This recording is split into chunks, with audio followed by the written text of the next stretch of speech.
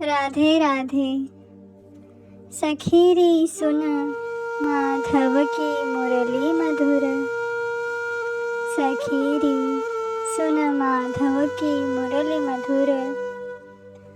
धुन सुन सब है बावरे, कालिंदी हूँ रहे स्थिर।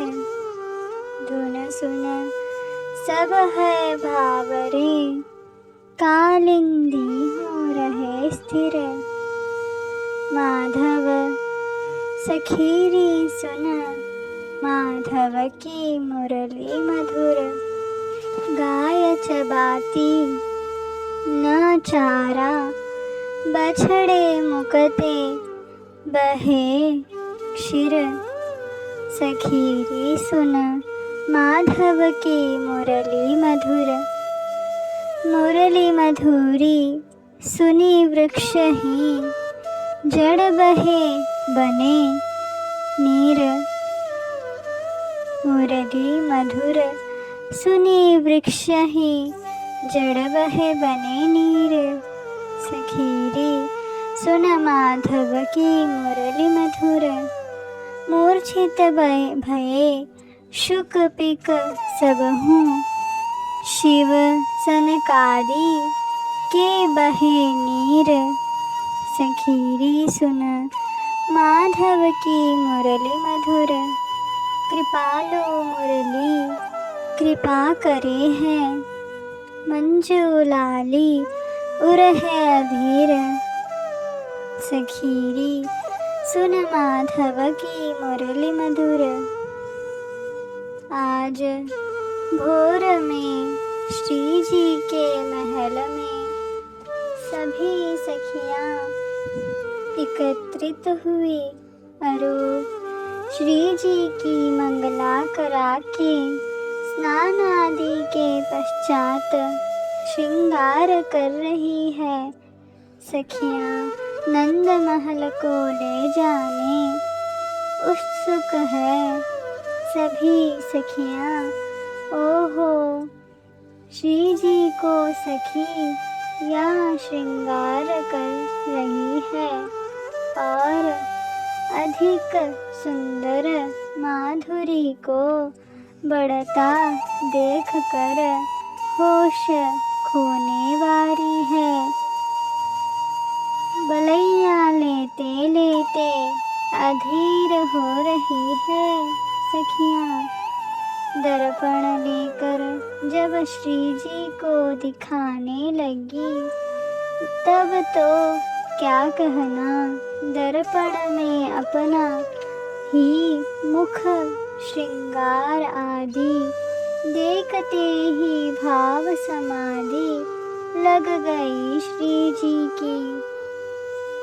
ओहो क्या कहना, ये तो स्वयं माधनाक्य महाभाव स्वरूपिणी आह्लादिनी शक्ति है श्री जी। सखियों की प्राणाधार श्री जी समाधि में जाते ही नीली परी गई। सखियों को कुछ समझ नहीं आ रहा।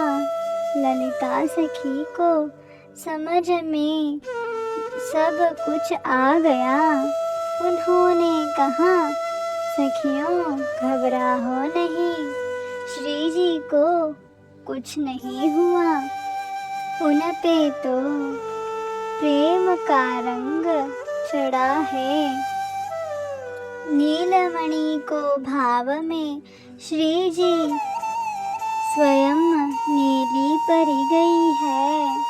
अपने मुख को देखते ही श्री जी को स्मरण हो आया प्रियतम का,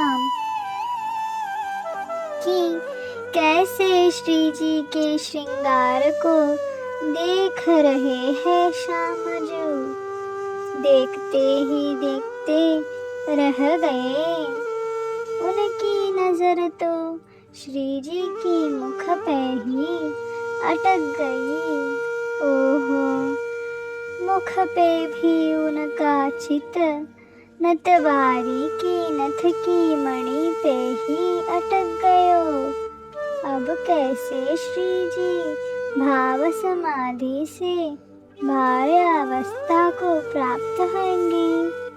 तभी विशाखा सखी आगे आई और कहा, ललिते सुनो तो श्री जी ने अब कौन भाव में है। श्यामा झुके ना, तब तो एक ही युक्ति है। शाम झुके चित्त में श्री जी को चित्त एक भय गए है, तब दो एक है। माने प्रियतम के भाव में श्री जी और श्री जी के मुख पे श्याम जो हूँ, दो उनको चित्त भाय अवस्था को अवश्य प्राप्त होएगो।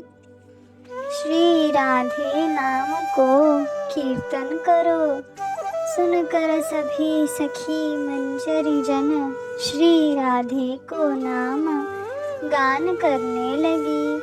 धीरे धीरे करके श्री जी की भाव समाधि टूट रही है। ओहो, ऐसी महाभाव स्वरूपिणी प्रेम अगाधे श्री राधे रानी है। श्याम सुंदर के ही भाव में सदा निमग्न रहती है। अब धैर्य धारण करते हुए सखियां श्री जी को नंद महल ले जाने को सज्ज हो गई। नंद महल को जाने से पूर्व आज श्री जी खीर बनाना चाहती है प्रियतम के लिए।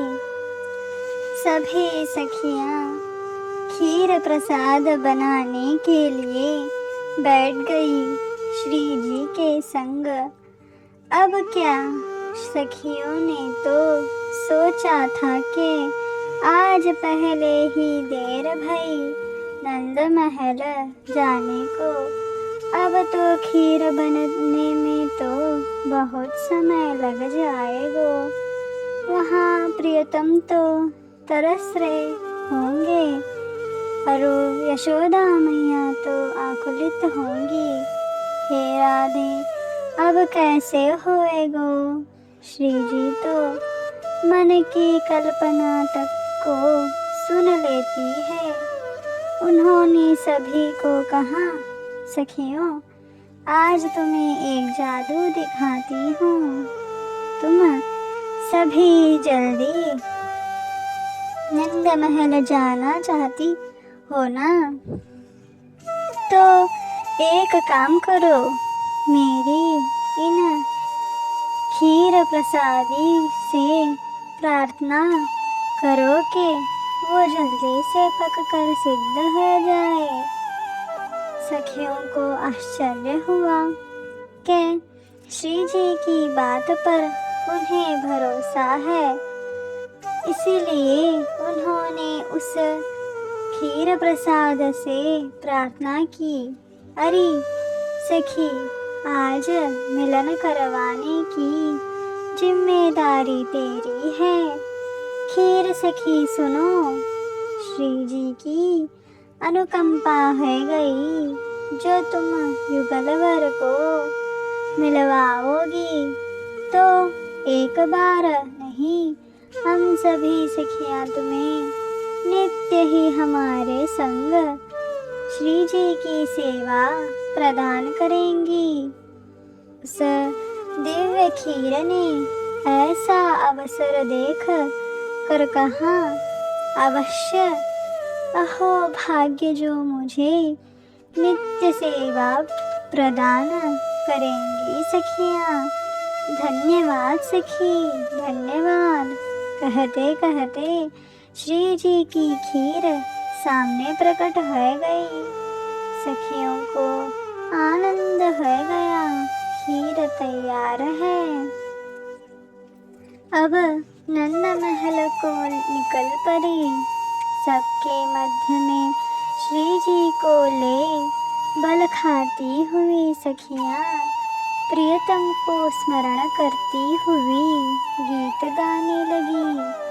प्रियतम के प्रेम की सुधि दिलाते ही श्री जी के अश्रु बरबस बरसने लगे। श्री जी को वन मार्ग में ही वृक्ष के पीछे श्याम सुंदर की छवि दिखाई देने लगी। ओहो, अब क्या श्री जी लाडली जो सखियन ते कहने लगी। वहाँ उस वृक्ष के पीछे श्याम सुंदर दिखाई पड़े। सखी नेकम देखे आओ, अभी मैंने वहाँ देखा उन्हें। सखियों ने कहा, श्री जी वहाँ तो श्यामजू दिख नहीं रहे। श्री जी ने कहा, अरे सखी ऐसा ना कहो, मैंने अभी अभी देखा है। हाँ ही जाए के देखूंगी। सखियों ने कहा, नहीं नहीं हम जाकर देखें आते हैं। कहते ही मंजू लाली जाकर देखने आए लगी और देखकर आई। मंजू लाली ने कहा, वहाँ तो एक वृक्ष पे लताएं लिपटी हुई है, श्याम सुंदर दिखे नहीं। कदाचित अपने महल चले गए होंगे। हमें भी वहीं जाकर उनसे पूछना होगा कि वे यहाँ वन मार्ग में आए होते। सुनकर श्री जी नंद महल को जाने व्याकुल हो गई। अरु सखियन संग नंद महल जा पहुँची। यशोदा मैया तो द्वार पे ही नजरें लगाए बैठी है। श्री जी को देख कर प्रेम से आलिंगन करके श्री जी को बैठाया और मिष्टान प्रदान किया। श्री जी ने भी खीर प्रदान किया मैया को। और कहा, मैया ने खीर प्रसाद विशेष रूप से बनाया है आपके लिए। श्याम सुंदर कब के जागे और छुपके श्री लाडली को निहार रहे हैं। श्री जी सखियन संग स्वयं पाक घर में चली गई और मिष्टान पूरियाँ सब्जी शरबत आदि बनाना प्रारंभ किया। श्री जी के हाथों की बनी खीर मैया ने श्याम सुंदर को परोसी। बड़े ही चाव से श्याम सुंदर ने खीर प्रसाद ग्रहण की। सुबलादि सखाओं ने भी खीर प्रसाद पाई और प्रेम भाव में भर गए। तब तक शंभवी नाम की सखी ने श्री जी के हाथ से बनी हुई सभी व्यंजन परोसे। शलाका नाम की ब्राह्मण कन्या ने सभी को जल की सेवा प्रदान की।